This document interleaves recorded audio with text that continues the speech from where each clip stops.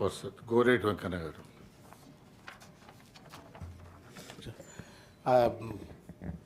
రాష్ట్ర సాహిత్య అకాడమీ ఉండేది గతంలో 2 సంవత్సరాలు అవుతుంది ప్రభుత్వం వచ్చి, ఇప్పటి వరకు దాని గురించిన ప్రస్తావన లేదు. వీళ్ళు వేరే రాష్ట్రాల్లో కన్నడ సాహిత్య పరిషత్ కానీ కేరళలో కానీ ఒరియాలో కానీ ఆ రాష్ట్రాల్లో సాహిత్య అకాడమీలు ఉంటాయి. వాటి ద్వారా కేంద్ర సాహిత్య అకాడమీ చేసే పనితో పాటు రాష్ట్రాల్లో ఉన్న అకాడమీ ఆ స్థానికమైన రచయితలను, కవులను, వాళ్ళకు సంబంధించిన ఒక వారి విశిష్టతను, వారి కృషినంతా తెలియజేస్తూ అవార్డు రూపంలో కానీ వాళ్ళని గుర్తింపు కానీ ఇవన్నీ ఉంటుంది. కానీ 2 సంవత్సరాలు దాటినా కూడా ఇంతవరకు దాని పేరు లేదు, ఊరు లేదు. రెండవది, కళాకారులకు వాళ్ళు అప్పుడు గత ప్రభుత్వం ఇచ్చిన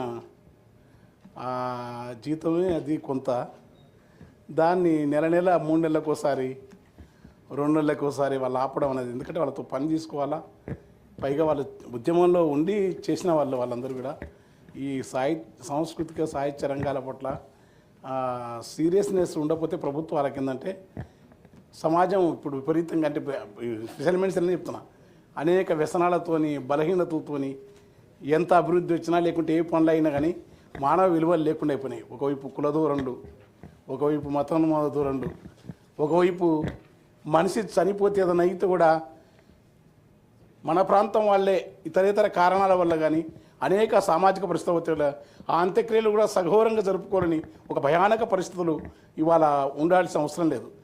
రాజకీయ అభిప్రాయ భేదాలు వేరుండొచ్చు, రాజకీయాలు అట్లాంటి పరిస్థితులు ఉన్నప్పుడు మనుషులను సజీవంగా ఆలోచింపజేసేది సాహిత్య ఫెస్టివల్, బుక్ ఫెస్టివల్ పెట్టినారు. ఒక నెల రోజులు 15 రోజులు అయితే అద్భుతంగా జరిగింది.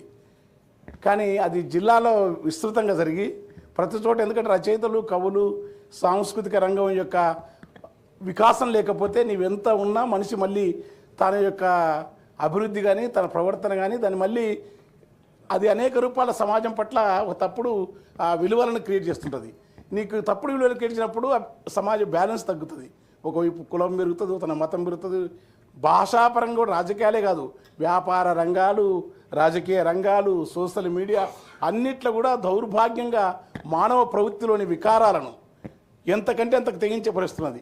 దానికని ఖచ్చితంగా సాహిత్య అకాడమీ ఉండాలి. తర్వాత నెహ్రూ విగ్రహం, దేశ నాయకులు అంబేద్కరే కాదు, నెహ్రూ విగ్రహం ఉతాన ఉంటే 2 ఏళ్ళ నుంచి చూస్తున్నాను వనస్థలపుల్లో, దాని మీద నల్ల బట్ట కప్పున్నారు. కానీ నెహ్రూ ఎందుకు ఒక నేతనెత్తున గాంధీ పనికిహార పథకం, అది నేషనల్ విషయమైనా ఒక మహాత్ముని యొక్క పేరు ఈ దేశానికి ప్రపంచమే, నెల్సన్ మండేలా, ఒక మార్టిన్ లూథర్ కింగ్, ఒక అంగసాన్ సూకీ, అనేక దేశాల్లో ఒక గాంధీ యొక్క వాదన, గాంధీ విధానాలు ప్రపంచానికి ఉంటే ఆ పనికి ఆహార ఉపాధి పథకానికి అనే పేరు తీసేస్తే ఇక్కడున్న చట్టసభలు ఉన్న మేధావులు కానీ మండలాలు కానీ ఏమనకుండా ఉండటం దౌర్భాగ్యం ఈ దేశంలో జరిగితే అది తప్పుడు, చాలా అన్యాయం. ఎందుకంటే గాంధీ గాంధీ అత్యున్నతం, ఈ దేశ గాంధీ యొక్క ప్రపంచ తాత్వికుడు. అది మన మేధావులు ఖచ్చితంగా ఇదంతా సాంస్కృతిక వికాసంలో భాగంగా కనుక రచనలో కానీ సాహిత్యంలో కానీ ఈ రాజ్యాంగ విలువలు అవుతున్నావో ఆ ప్రామాణికమైన దాన్ని పెంచటందుకోసం వెంటనే సాహిత్య అకాడమీని ఏర్పాటు చేయాలి, అవార్డులు ఇవ్వాలి వాళ్ళకు. తర్వాత వీళ్ళ ద్వారా పోయేటి కూడా కేంద్ర సాహిత్య అకాడమీ వాళ్ళు పరిగణలోకి తీసుకునే మెంబర్స్ ఉండాలా. ఇంతవరకు ఏమీ లేదు 2.5 సంవత్సరాలు.